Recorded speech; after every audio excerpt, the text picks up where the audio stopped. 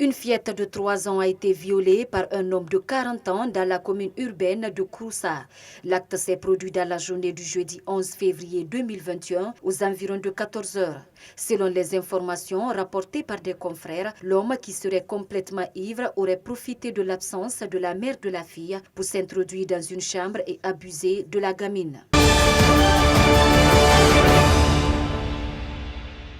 Suite à l'examen et l'adoption de la loi portant fonctionnement des collectivités locales, les députés guinéens se pencheront dans les mois à venir sur la révision de plusieurs textes de loi.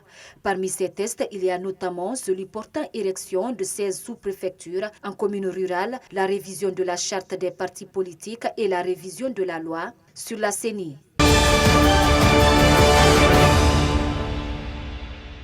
Le syndicat des pharmaciens de Guinée menace d'aller en grève. Il exige la réduction du nombre des grossistes, le bon fonctionnement de la brigade Medicrime et l'organisation des états généraux dans leur secteur. Dans un entretien qu'il a accordé à notre rédaction ce jeudi, le secrétaire général du dit syndicat rassure que le combat sera poursuivi jusqu'au bout.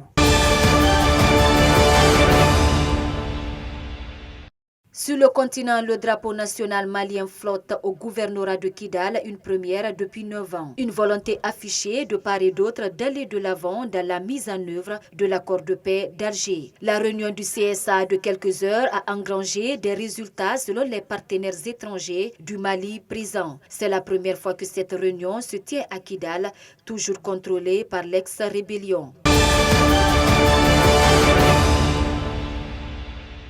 Au Tchad, l'ambassade des États-Unis où est réfugié l'opposant Succès Masra depuis samedi suite à la marche contre le 6e mandat d'Idriss Déby a réagi jeudi 11 février par un communiqué.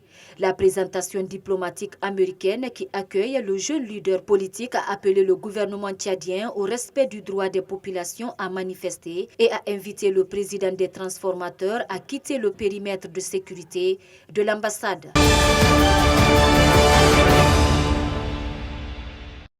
Dans le monde, le long week-end de 3 jours qui s'annonce à l'occasion de la fête nationale, les manifestants birmans continuent leur mouvement contre le coup d'État du 1er février malgré les arrestations.